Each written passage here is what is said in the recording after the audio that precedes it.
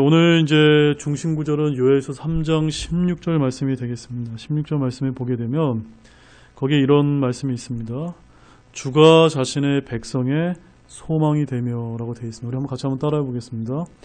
주가 자신의 백성의 소망이 되며. 네, 이것이 이제 오늘 마지막 요엘서 강의 말씀의 본문 제목이 되겠습니다.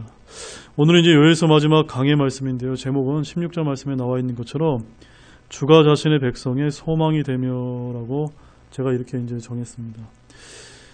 지금 시대는 분명 주님의 다시 오실 날이 매우 가까운 시대를 살고 있음이 분명해 보입니다.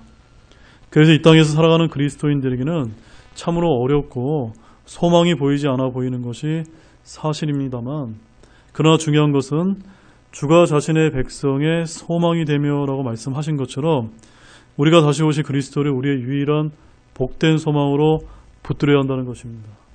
아멘이시죠? 그래서 우리는 지난주에 7년 환란기의 끝이 마지막 때에 하나님께서 여호사밧 골짜기에서 이방 민족들을 심판하시는 말씀을 살펴보았고, 오늘은 이스라엘의 영광스러운 부흥으로서의 마지막 때에 임할 유다의 복에 관한 말씀을 이제 다루게 됩니다. 이처럼 그 수신 대상이 유대인임을 우리가 감안한다면 요엘서를 강의할 때 문자적으로 교회에 적용해서는 곤란하다는 것입니다. 교회에 영적으로 적용하는 것 역시도 하나님의 경륜을 바르게 나누어 보는 가운데 조심스럽게 적용해야만 합니다. 자, 우리 로마서 11장 25절에서 26절 말씀을 먼저 읽고 한번 넘어가 보겠습니다. 형제들아, 너희가 스스로 지혜로운 것으로 여기지 않게 하기 위하여 이 신비에 대해 너희가 모르기를 내가 원치 아니하노니, 그것은 곧 이방인들의 충만함이 이를 때까지 일부가 눈먼 일이 이스라엘에게 생기는 것이라. 그리하여 온 이스라엘이 구원을 받으리라. 이것은 기록된 바 시온에서 구출자가 나와 야고복에서 경건치 아니한 것을 돌이키리니. 자, 이 말씀 우리가 자세히 이제 보게 되면요, 이방인들의 충만함이 이를 때까지만 무엇이 생깁니까? 이스라엘에게 눈머는 일이 생기고 결국 끝에 가서는 온 이스라엘의 구원을 받게 될 것이라고 이렇게 대언을 하고 있습니다. 여러분, 이거 말씀 믿으십니까? 이것이 바로 성경이 가르치는 이스라엘의 영광스러운 회복인데, 이 일이 역사상 언제 일어난 적이 있었습니까? 이런 일은 결코 이제 일어난 적이 없습니다. 그러나 이제 곧 주님이 다시 오실 때가 되면 일어나게 될 가까운 미래의 일이 될 것입니다. 이처럼 사실 성경의 핵심 교리, 핵심 진리 중에 하나는 이스라엘의 영광스러운 회복이라는 말씀입니다. 주님께서 처음 아브라함을 부르실 때 주의 약속, 출애굽 때 주신 약속의 말씀을 문자 그대로 이 땅에서 성취하시는 것이 성경의 핵심 주제 중 하나라는 사실입니다. 교회의 회복, 이방인의 회복이 아니라 이스라엘의 회복을 성경은 말씀하고 있습니다. 우리는 창세기와 출애굽기와 레위기와 민수기, 신명기를 읽으면서 하나님께서 모세를 통해 이스라엘에게 주신 율법과 약속의 말씀을 우리가 잘 알고 있습니다. 그런데 그 말씀들은 교회의 그리스도인들에게 주신 율법이나 약속이 아닙니다. 땅과 왕국, 민족에 대한 약속은 교회에 주어진 것이 아니라 누구에게 준 것입니까? 바로 이스라엘은 한 민족에게 주신 약속이라는 사실입니다. 그러나 오늘날 언약신약을 하는 대부분의 교회들에서는 교회가 영적 이스라엘로서 이스라엘 대체신학을 추구하면서 유대인에게 주신 약속을 모두 교회에 잘못 적용하는 그러한 우를 범하고 있다는 점입니다. 분명한 사실은 우리는 그 말씀들의 성취를 아직 보지 못했다는 점을 분명히 기억해야만 합니다. 대언자 요엘은 이스라엘 민족의 구원과 회복을 다루면서 이 대언의 말씀을 마치고 있으며, 동시에 이스라엘을 대적하여 범죄한 민족들에 대한 주의 원수 갚으심과 민족들에 대한 심판을 선포하고 있습니다. 그래서 이 말씀들은 우리 주님이 제자들에게 하신 말씀이나 요한계시록과 정확히 일치하는 7년 환란기 때인 주의 날과 천년왕국 시점을 가리킨다는 것을 우리가 지금까지 계속해서 살펴보았습니다. 자, 따라서 오늘 본문 말씀은 이방 민족들에 대한 심판과 이스라엘의 회복과 천년왕국에 대한 것입니다. 주제와 대상을 저희가 정확히 파악을 해본다면 성경 본문 해석은 전혀 어렵지 않다는 것입니다. 대상과 경륜을 잘못 적용하되면 성경은 언제나 이해하기 어렵고 난해한 책이 된다는 사실을 잊지 마시기 바랍니다. 자, 그럼 본문을 좀 보겠습니다. 13절 말씀을 읽겠습니다. 너희는 낫을 대라. 수확할 것이 이것도다. 너희는 와서 밟으라. 포도즙 틀이 가득 차고 독이 흘러 넘치니 이는 그들의 사악함이 크기 때문이라. 지금 여기서 말씀하시는 이 수확은요, 어떤 수확을 가리키는 것일까요? 바로 성도들의 부활과 휴거를 가리키는 것이 아니라 7년 환란기 때 땅을 수확하는 것으로 이방 민족들을 모아서 그들을 심판하시는 그 수확을 가리킨다는 것입니다. 자, 이 말씀을 우리가 어느 말씀과 연관을 시켜 볼 수 있냐면 요한계시록 14장 19절 20절 말씀 한번 가보십시오. 그 전사가 자기의 낫을 땅에 휘둘러 땅의 포도를 모아 하나님의 진노의 큰 포도즙 틀 속에 던지니 도시 밖에서 그 포도즙 틀이 밟혔고 포도즙 틀에서 피가 나와 말 굴레까지 닿았으며 1600 스타디온이나 퍼졌더라. 이제 아시겠죠? 바로 요한계시록 14장에 말씀하고 있는 이 7년 환란기의 이 재앙이 바로 요엘서 본문 13절 말씀과 연결되는 말씀이라는 것입니다. 이 말씀이 어떤 사건을 이제 묘사하고 있습니까? 바로 7년 환란기의 마지막 때인 아마겟돈 전쟁에 참여한 2억의 기병대가 포도즙 틀에 밝힌 포도즙 모양으로 모두 칼에 죽임을 당해 피를 흘리는데 그 양이 강을 이룬다는 그런 말씀입니다. 말 굴레까지 닿은 피가 얼마 정도까지 퍼졌습니까? 1600 스타디온이나 퍼졌다고 합니다. 자, 포도즙 틀에서 흘러나온 피가 말 굴레까지 닿았다면 1m가 못 되는 약 90cm 정도가 됩니다. 따라서 1600 스타디온이란 약 257km 정도가 됩니다. 그만한 두께와 너비와 피와 강이 팔레스타인 땅에 생긴다는 것을 한번 여러분이 상상해 보시기 바랍니다. 정말로 끔찍한 일이 아닐 수 없다는 것입니다. 요한계시록 19장 15절 말씀도 보십시오. 그분의 입에서 예리한 검이 나오는데 그분께서 그 검으로 민족들을 치시고 또 철장으로 그들을 다스리시리라. 또 그분께서는 전능자 하나님의 맹렬한 진노의 포도즙 틀을 밟으시며. 바로 낫을 대어 수확하신다는 이 말이 결국 사람들을 포도송이로 보고 그것들을 거두어들여 받는 그 죽음을 이제 뜻하는 것입니다.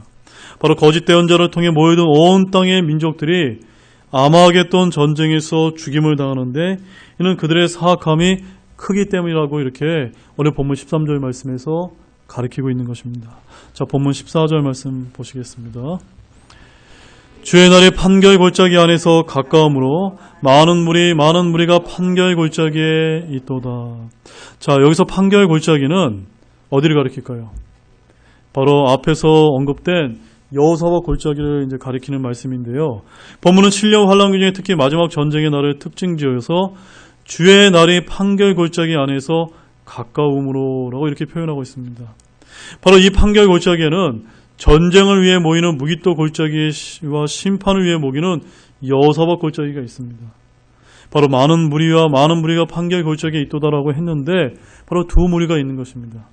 한 무리는 전쟁에 모여든 무리들로서 죽임을 당하는 사람들이 있고 또 하나는 심판을 받기 위해 모인 이방 민족들이 있다는 사실입니다.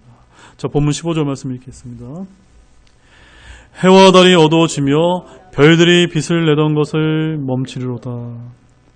아마겟돈 전쟁이 끝날 때 하늘에는 놀라운 기상이변을 통해 온 세상의 표적을 이제 보여주시는데요. 바로 그 표적은 어떤 표적입니까? 해와 달이 어두워지고 별들이 빛을 내지 않는 현상이 일어난다는 것입니다. 자, 이 현상은 어느 때를 가리키는 걸까요? 우리 마태복음 24장 29절 말씀 한번 가보겠습니다. 그 날들의 환난 뒤에 즉시 해가 어두워지며 달이 자기 빛을 내지 아니하고 별들이 하늘에서 떨어지며 하늘들의 권능들이 흔들리리로다. 이런 표적들이 일어난 다음에 30절 말씀도 한번 읽어보시죠. 같이 읽겠습니다. 그때 사람의 아들의 표적이 하늘에 나타나고 그때 땅의 모든 지파가 애곡하며 사람의 아들의 권능과 큰 영광을 가지고 하늘의 구름들 가운데서 오는 것을 보리라. 바로 어느 때를 가리키는 겁니까? 바로 주님의 지상재림의 때를 가리키고 있는 말씀이라는 것을 우리가 아주 쉽게 알 수 있다는 것입니다. 바로 이 전쟁의 날에 있게 될 하늘의 표적에 대해서 우리 주님이 해주신 말씀입니다. 이 전쟁은 이스라엘과 지상의 모든 민족들 간의 전쟁이 아니라 바로 하늘에서 군대 대장 대신 주님을 따르는 하늘의 군대와 이 땅의 짐승의 군대인 적그리스도의 군대가 함께 격돌하게 되는 우주적인 전쟁을 가리킵니다. 바로 하나님과 그분의 천사들과 성도들이 하늘의 군대라면 마귀와 그의 천사들과 열왕의 군대들이 모두 함께하는 전쟁입니다.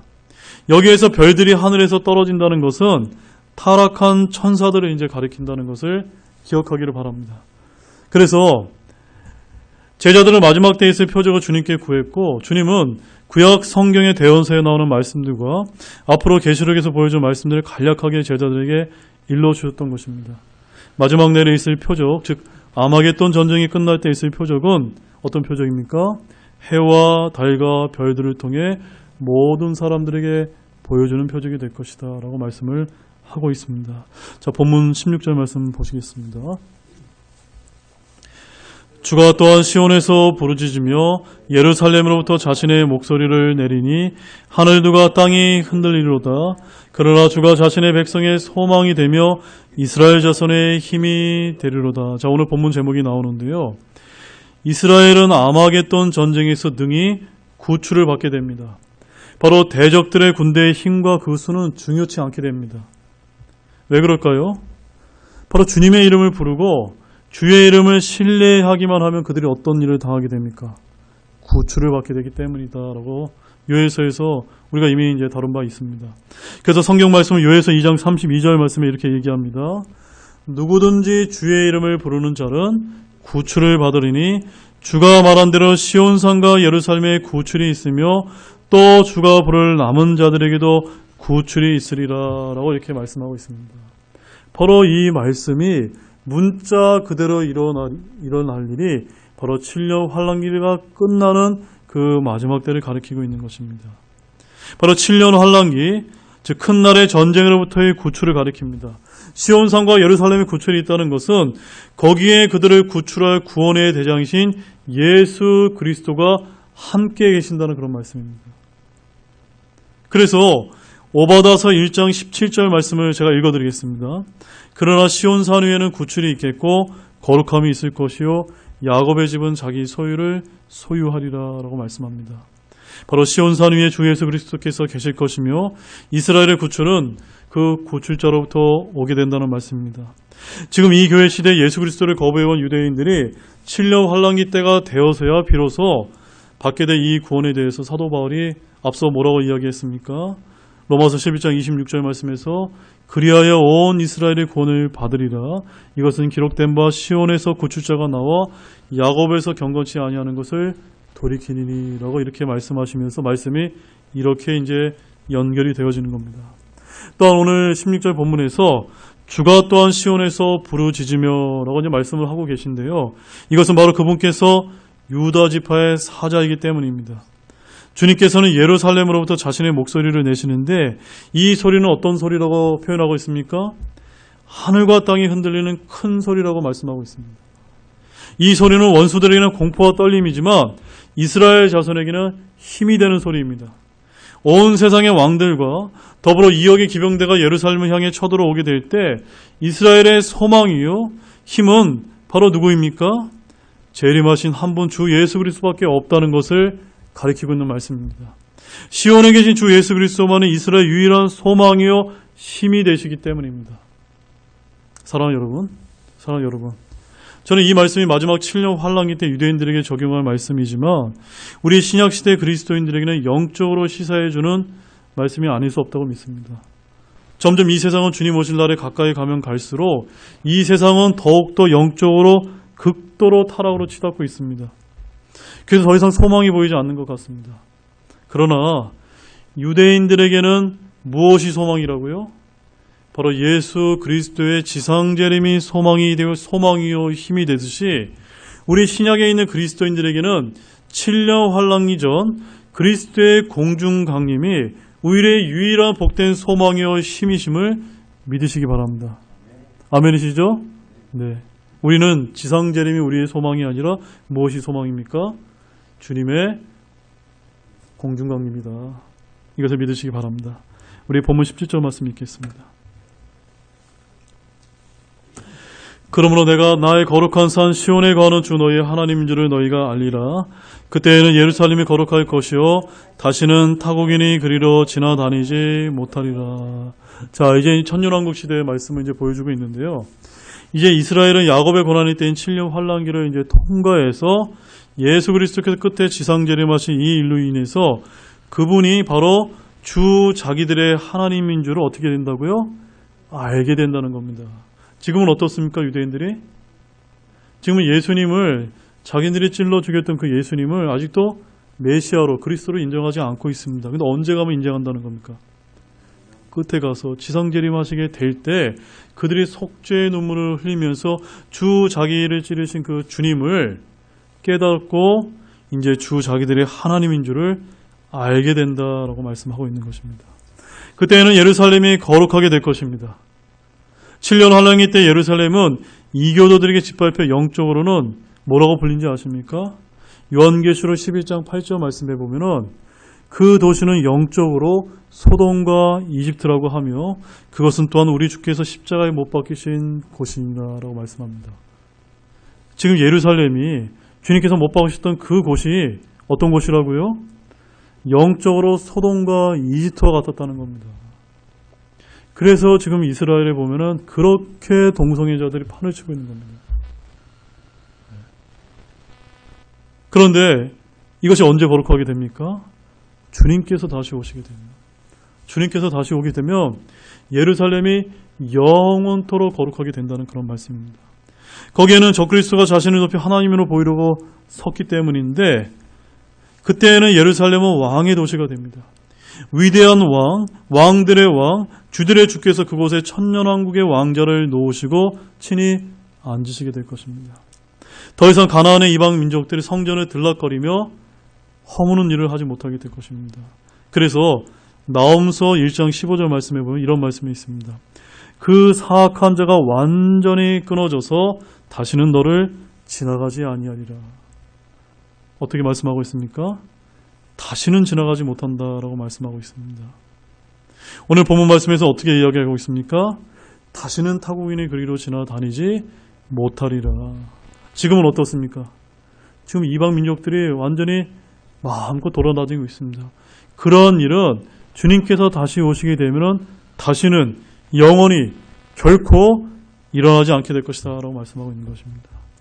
이제 더 이상 예루살렘을 대적하는 자는 지상에 없다는 말씀입니다. 하늘에도 없습니다. 그들은 불호수에 있거나 바다가 없는 깊은 구덩이에 있다는 말씀입니다. 천년왕국 때 타국인들이 예루살렘에 오는 이유는 단지 그분을 경배하기 오는 것 외에는 없을 것이라고 말씀합니다. 자, 그 말씀 어디 있을까요? 우리 이사야서 2장 1절에서 5절 말씀 한번 가보겠습니다. 아모스의 아들 이사야가 유다와 예루살렘에 관하여 본 말씀이라.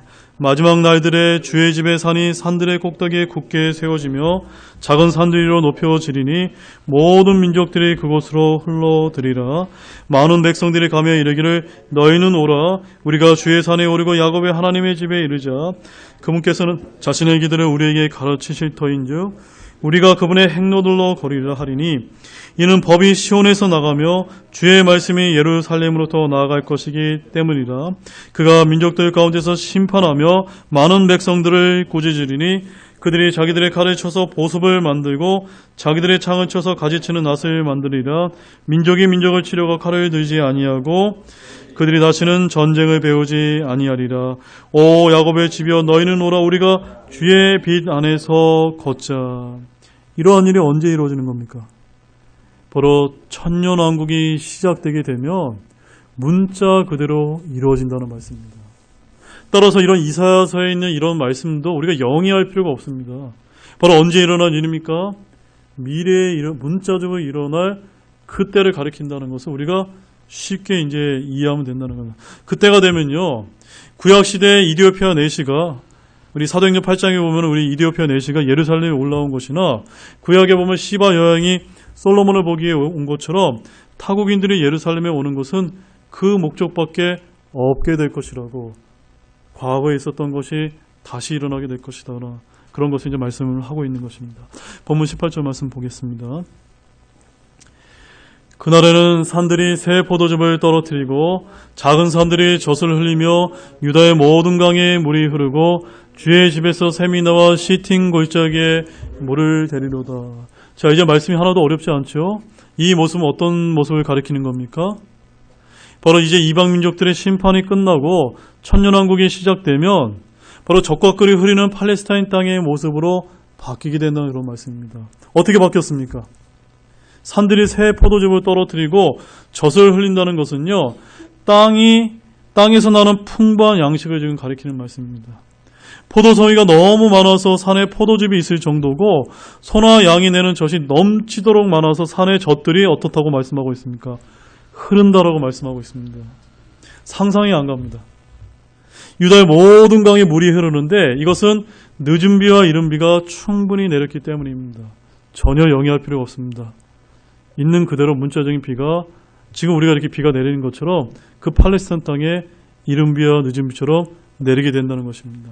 그래서 여기 말씀해 보면 주의 집에서 샘이 나와라고 하는 이 표현은요, 어디서 샘이 나오게 됩니까? 천년왕국 성전에서 샘이 나와서 시팀 골짜기는 어디냐면요, 저 이스라엘에 보게 되면 모압과 이스라엘의 경계를 시팀 골짜기라고 하는데 거기에 물을 대개 이를 정도 이제 말씀하고 있는 것입니다. 이때 성전에서 흘러나오는 물은 생명수를 가리킵니다. 자, 우리 스가랴서 14장 8절 말씀 가보십시오. 자, 스가랴서 이제 14장 1절에서 이제 7절까지의 말씀은요, 바로 예수 그리스도께서 지상재림하셔서 그분의 발이 이제 올리브산에 서게 되는 것을 지금 4절에서 말씀하고 있고요.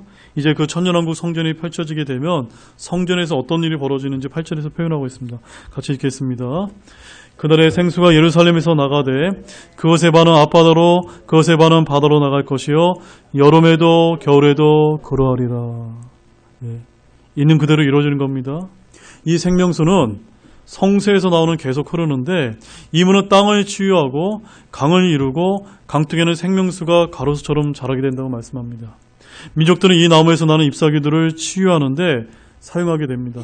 그래서 에스겔서 47장 1절에서 12절 말씀에 보게 되면요, 천년왕국 성전에서 흘러나오는 물이 강을 이루는 모습이 아주 자세하게 이제 기록이 되어 있습니다. 우리 그 말씀도 한번 보겠습니다. 에스겔서 47장 12절 말씀입니다. 우리가 에스겔서 말씀의 이제 하반부에 보게 되면요, 아주 이제 지루할 정도로 이제 성전의 치수에 관한 그런 말씀들이 나오는데 그것은 바로 실제 이 땅에 세워질 천년왕국 성전에 대한 묘사라는 것입니다. 우리 에스겔서 47장 12절 말씀을 우리 함께 읽겠습니다. 또 그 강가의 두 개는 이쪽과 저쪽에 먹을 것을 맺는 모든 나무가 자라되 그것들의 잎사귀가 시들지 아니하며 열매가 없어지지 아니하리라. 그것이 자기의 달들에 따라 새 열매를 맺으리니 이는 그것들이 자기들의 물들을 성소에서 내었기 때문이라. 그것들의 열매는 먹을 것이 되며 잎사귀는 약이 되리라. 문자 그대로 주님의 성소에서 물이 생명수처럼 흘러나와서 강을 이루고 그 강둑에는 생명수가 있다는 이런 말씀은요, 결코 상징이나 비유가 아닙니다. 문자 그대로 저 팔레스타인 땅 예루살렘 땅에서 성취될 대언의 말씀이심을 믿으시기 바랍니다. 본문 19절 말씀 보겠습니다. 이집트는 황폐한 곳이 되고 에돔은 황폐한 광야가 되리니 이는 그들이 유다 자손에게 폭력을 행사하고 그들의 땅에서 무죄한 피를 흘렸기 때문이라. 바로 이스라엘 주변 민족들 중에 특히 어느 민족이요? 이집트와 에돔은 황폐한 곳, 황폐한 광야가 된다라고 말씀합니다. 그 이유가 무엇 때문입니까? 이는 그들이 유다 자손에게 폭력을 행사하고 그 땅에서 무죄한 피를 흘렸기 때문입니다. 에돔이 황폐한 곳이 된다는 것은 대언자들이 여러 차례 대언한 내용으로 대언자 예레미야도 예레미야 49장 17절 말씀 이렇게 얘기했습니다. 에돔도 황폐한 곳이 되리니 그것의 곁을 지나가는 자마다 놀라며 거기에 모든 재앙으로 인하여 비웃으리라라고 이제 대언이 되어 있습니다. 즉 주님은 에돔이 황폐한 곳이 될 것이요 거기에는 짐승도 사지 못할 곳이 될 것이라고 아주 분명하게 말씀하셨습니다. 유다에 행한 죄에 대한 심판이 그 땅에 임하게 될 것이라는 말씀입니다. 자, 본문 20절 말씀 보십시오.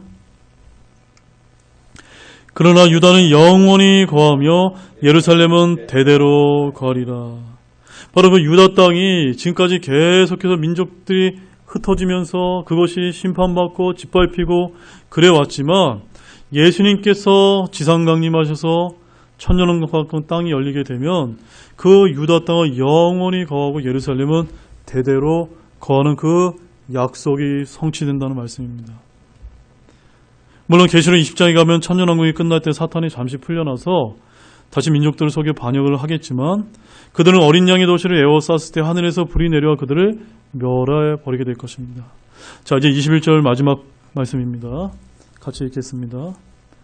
내가 정결하게 하지 않았던 그들의 피를 내가 정결하게 하리니 이는 주가 시온에 거하기 때문이다.